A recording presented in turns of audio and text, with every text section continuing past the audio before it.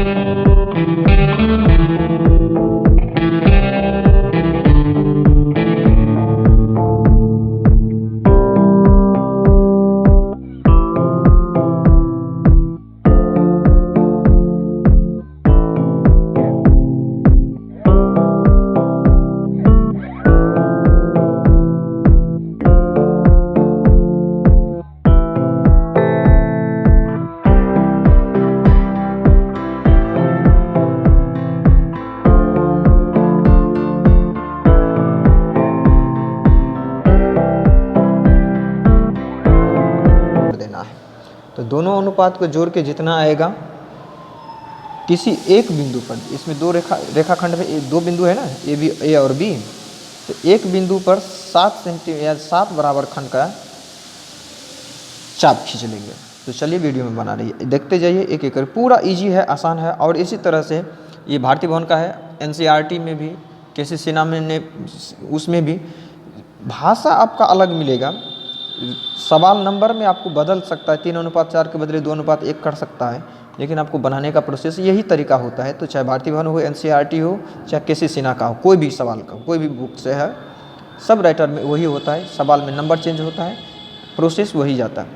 तो रेखाखंड को बांटने के लिए कहेगा तो कोई भी बुक में यदि बनाओगे तो रेखाखंड को बांटने के लिए तो यही काम करना जो अभी हम बताएंगे, पूरा अंत तक बना रही है।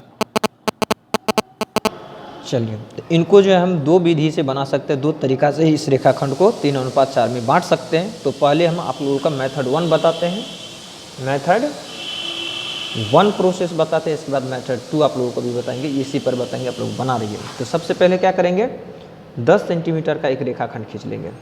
तो 10 सेंटीमीटर तक यहाँ पूरता है। चलिए, तो यहाँ से लेकर के क्या करेंगे, 10 सेंटीमीटर का एक रेखाखंड ले लिए, रेखाखंड ले लिए। चलिए, तो इस पर क्या लिखेंगे, 10 सेंटीमीटर। इनके बाद कहता है इस रेखाखंड को कह रहा है ए बी मानने के लिए, तो ए बी भी मान लिए। चलिए, इसके बाद कहता है 3:4 में, तो इस दोनों अनुपात को जोड़ देना है। तो दोनों अनुपात को जब जोड़ेंगे तो कितना हो जाएगा, 7 हो जाएगा। तो अब चाहे बिंदु ए से या बिंदु बी से एक न्यूनकोण बनाएंगे और न्यूनकोण पर 7 बराबर खंड रेखा चाप लेंगे। तो चलिए, सबसे पहले एक न्यूनकोण बना लेते हैं जो 90 डिग्री से कम हो, 90 डिग्री से कम हो। तो न्यूनकोण 90 डिग्री तो ऐसे सीध में होता है, तो सीध में हम नहीं लेंगे, अपना इच्छा से ही न्यूनकोण में 90 डिग्री से कम 70, 75, 80, 85, 60, 30, 35 ये भी ले सकते हैं। तो चलिए, तो हम एक न्यूनकोण यहाँ पे ले लिए, ये न्यूनकोण हो गया।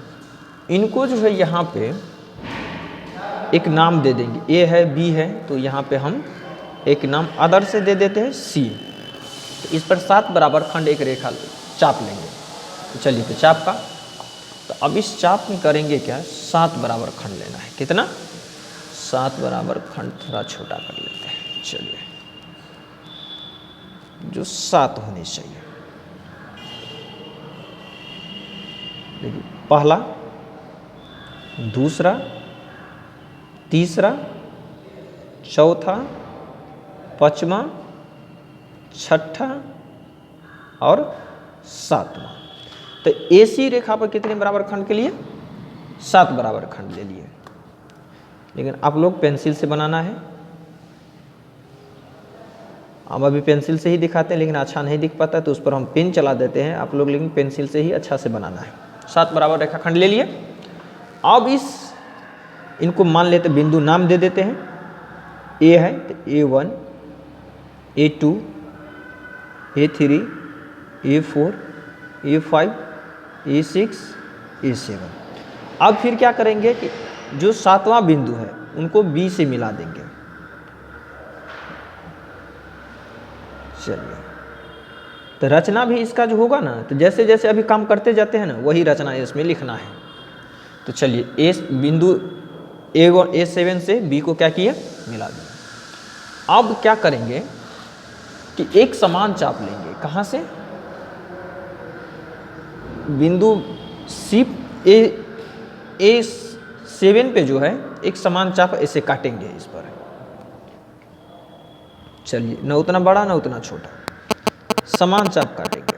तो थोड़ा कहीं ऐसे करके ले लेंगे दोबारा। चलिए, तो समान चाप ऐसे काट लिए।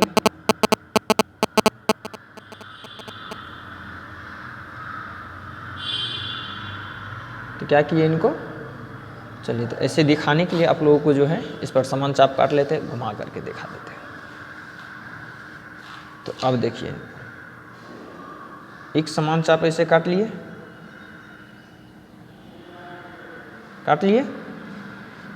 फिर यही समान चाप जो हमको कहता है किस पर, एक 3 पर और दूसरा 4 पर, तो तीसरा पर जो है,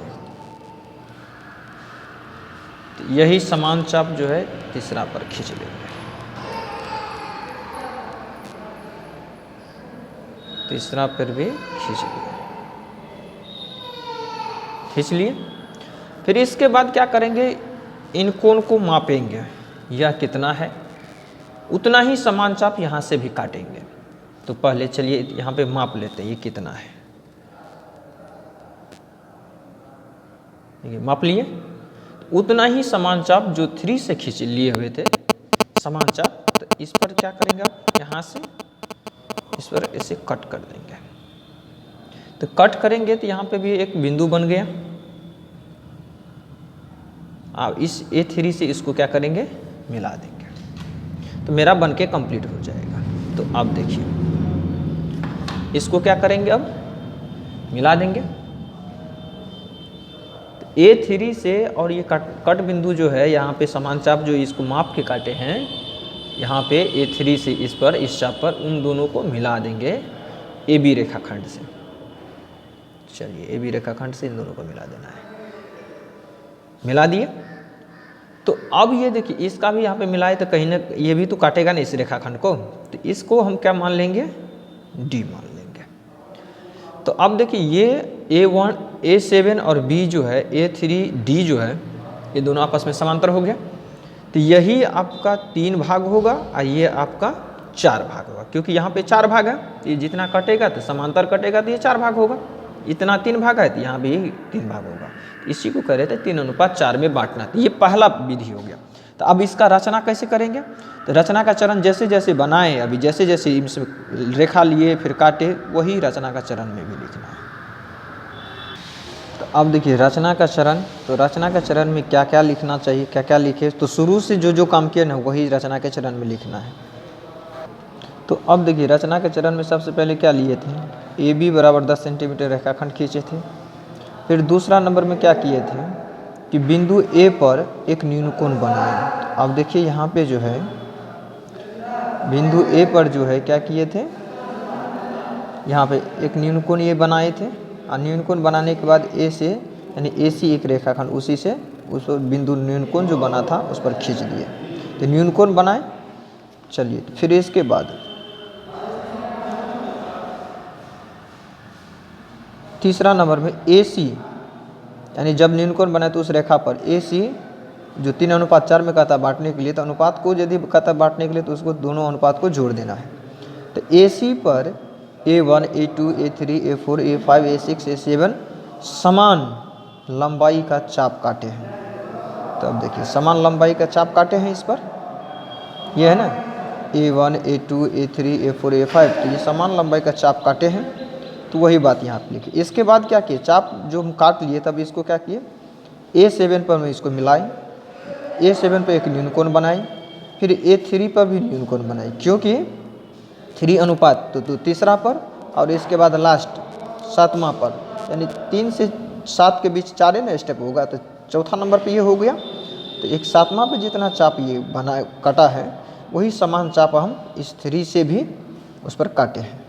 समान चाप लेकर के जैसे इतना लिए, वही चाप यहाँ से 3 से भी लिए, और ये दोनों कोण को माप करके यहाँ से इसको ऐसे कट किए। तो इसके बाद यहाँ पे देखिए वही बात लिखी, सेम बात है यहाँ। तो इनके बाद फिर जो है A7 से B को मिला दिए हैं। तो देखिए A7 से क्या किए हैं, A7 को क्या किया, यहाँ से देखिए यहाँ पे A7 से B को मिला दिए हैं। फिर इसके बाद क्या किए, A7 से B को मिलाने के बाद बिंदु A7 एवं A3 पर समान चाप का कोण बनाकर, है ना, यहाँ पे देखिए वही ना बात कर रहे थे कि ये समान चाप A7 और A3 पर समान चाप का कोण बनाकर A3 पर एक रेखाखंड खींचे हैं। तो वही बात इसमें लिखे हैं और कुछ नहीं लिखे, बनाकर A3D रेखाखंड खींचे। यही A3D समांतर A7B है। तो अब देखिए A3D रेखाखंड जो है किसके समांतर है, A3D जो है, इसको जो D माने हैं, इसको जो D माने हैं, तो A3D और A7B ये रेखाखंड दोनों आपस में क्या लग रहा है, समांतर है। तो वही बात ना यहाँ पे लिखे कि A3D और A7B जो है ये दोनों समांतर है। फिर इसके बाद जो बिंदु D पर काटती है ना, A3 जो बिंदु किस पर काटती है, AB रेखा को D पर काटती है, यही बिंदु D AB को 3:4 के अनुपात में आंतरिक विभाजित करती है। अब देखिए यही बिंदु D जो है, ये बिंदु D इनको 3 और इनको 4, तो यही हुआ 3:4 में विभाजित करती है। तो ये तो पहला मेथड था। अब दूसरा मेथड में क्या करना है, दूसरा प्रोसेस में आपको जो है ना, बिंदु A पर लिए थे ना, बिंदु A पर आपको बिंदु B पे भी लेना है। तो मेथड 1 का जो है, मेथड 1 का प्रोसेस जो रचना का चरण था आप लोगों का कंप्लीट हो चुका है। अब देखिए रचना का चरण जो भी था यहाँ पे 7 पॉइंट बना था, कंप्लीट हो चुका है। अब आएंगे मेथड 2 पर, विधि 2, दूसरा विधि से हम इस एक रेखाखंड को हम कैसे अनुपात में विभाजित करेंगे उसके बारे में जानेंगे। चलिए विधि नंबर दूसरा के बारे में। तो यह सवाल जो 10 का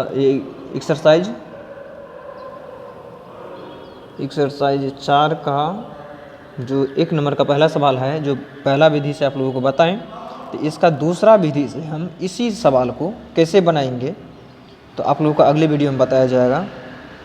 तो आप लोग पूरा अगली वीडियो को अच्छी तरह से देखेंगे। और यह जो है देखने के लिए आप लोगों का बहुत बहुत धन्यवाद।